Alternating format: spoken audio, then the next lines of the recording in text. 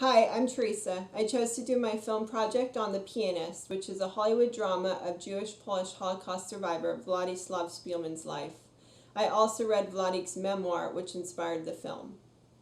The artistic side of my presentation will go in depth with the film synopsis. So I just want to quickly mention that the film begins in 1939 Warsaw, where Wladyk is a pianist for the Polish radio. He experiences life in the Warsaw Ghetto, participating in the resistance, which he later views from the German side of the wall after escaping, and later he finds himself in the midst of the Warsaw Uprising, which the Crow text only briefly mentions. This is when the Polish Home Army began fighting against Germany, as well as defending against the approaching Soviet Red Army. Wladyk is eventually saved by a Nazi, and this was so shocking that in the book he changes the identity of the Nazi from a German to an Austrian to make it more bearable to himself and his readers. The film goes into great depths over many aspects that we have discussed in class, but I want to just highlight briefly the Szpilman family's process of deciding whether or not to immigrate. The family took this question into high consideration, but like many that we read about, they made the decision as a family unit. Wladyk and one of his sisters were particularly instrumental in saying that they did not want to leave their homeland at any cost, so the whole family decided to stay together. Although things were escalating, they were accustomed to the discomfort of the laws against them, and so they did not expect things could get that much worse. In fact, a man in the Umschlag plots attempts to rally the Jews to resist the deportation to death at Treblinka, and yet Wladyk's father is very optimistic that they will not be killed, because it just sounds absurd to him. Another reason they choose not to immigrate, which did not come up in the class discussions, was due to the family's strong belief that the other nations would step in and save them.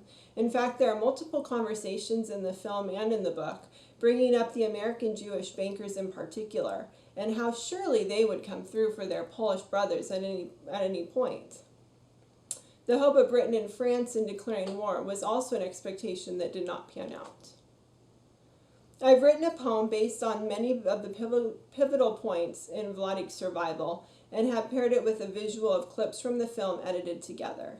Since the film was a Hollywood production rather than a documentary, I want you to keep in mind that everything Wladyk experienced was actually much worse than the images portrayed in the film, and yet Władyk's story is so remarkable that you would think it was an exaggeration.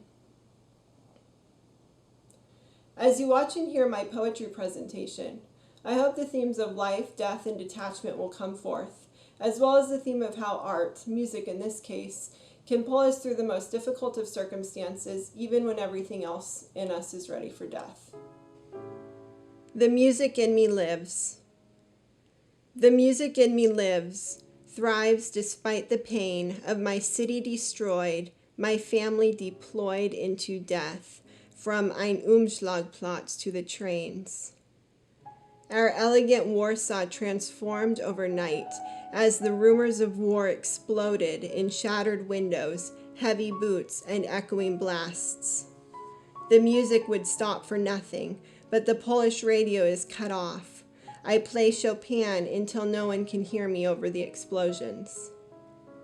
The streets full of rubble and scurrying people, where do we hide? I would rather die here than flee my beloved land. Radio promises of protection from Britain and France come amidst the static, but help does not come.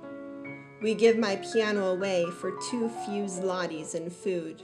Part of my heart leaves with it, but I will find a way to play. Ein, zwei, drei, keine Juden hier oder dort. Increasing laws confine, then they march us to the ghetto. The piano is alive under my fingers as I play for the ghetto's wealthy who prefer the sound of their own voices and clinking money. The last day with my family, shuffled to the Umschlagplatz like sheep, we shared a single piece of candy, savoring the moment. To think of it, my string percussion weeps. I live, but I should have died. I should have been on that train. Judged worthless for work, I went on with the herd, only to be thrown out by a Judenrot foe who knew me once in another life and in grace extended me once more. I wept until I cried, the emotion leaving softly as it absorbed into bodies and empty pavement. I looked to find my way home and found myself in the music hall, the cafe with the piano standing tall, and from beneath the altar I heard my name and found a place to stay until I could slip in among the ghetto laborers. The music in me lives, but my spirit has merged with the sound of the blood crying from the dirt and the memories of deaths as my head hides in the mud of the ground. Lashes for my error, for my starving, frail state, caught off balance by the plains, falling bricks determining my new fate. But as they drag my body and splash my muddy face, the life rises within me, crying, "Forte, forte!" And I know it's not the time for sleep. I cannot stay much longer. The fear is restless inside. I was nearly caught while smuggling guns, but reprimanded for a different lie. In the market, I see my friend, the sun glistening in her eyes. I knew she would help if only I got word, so I requested an escape to hide. The concrete hole smells like freedom because through it I have hope of more to come out on the run, my new flat, a world of my own. I live. How can I live when my comrades fight and die? The resistance we planned is in action, with smoke and fire and screams. My friends are strong until they are gone. The last few paraded outside the ghetto divide.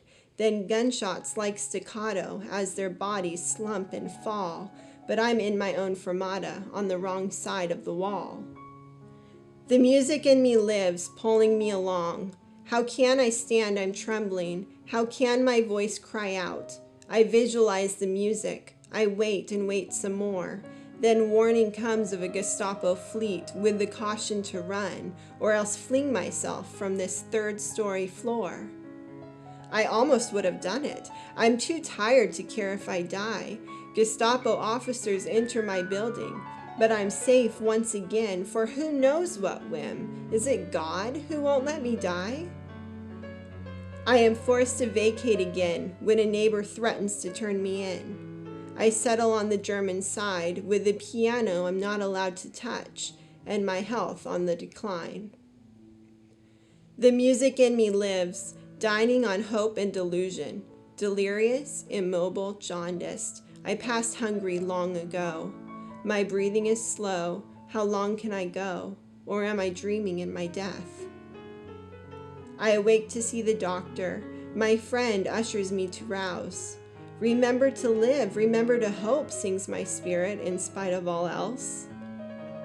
My peace dies quickly with a Polish tank, which sets my building aflame.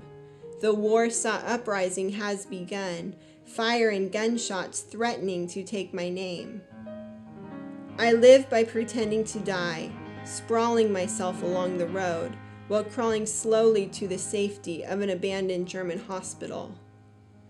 The music lives in me in this ephemeral hiding place, as Warsaw is liquidated in a blaze and everything but my melody is starved out. We are alone, the music and me. The music lives in me, together in an attic, searching for food and trying not to freeze. One day, upon finding my meal, a Wehrmacht officer finds me. "Who are you?" he asks. "A pianist," I say. Then the Nazi commands me to play. He is blunt with peace in his eyes, but I wonder if it be my last day. I play Chopin's Nocturne in C-sharp minor, shaking under the pressure with my untrimmed fingernails. For 2 years and more I've played only in my head. The music in me remembers. Instead of demanding my life, the Nazi brings me food. Instead of turning me in, he gives me his coat. The Soviets are coming, but he believes God will keep me alive. It is dark. I am lonely. but the newspaper that holds the bread wraps me in the hope of German defeats and morning light.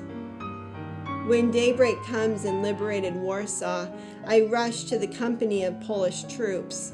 My borrowed Nazi jacket marks me for death.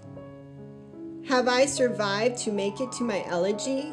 Will they really shoot me now? Something greater than me reveals my identity as I yell to stop the fire. My memories live in me as I recount my many deaths. A piano waits for me. I resume my radio sets. The music lives in me. The music flows out of me. I live. I am alive.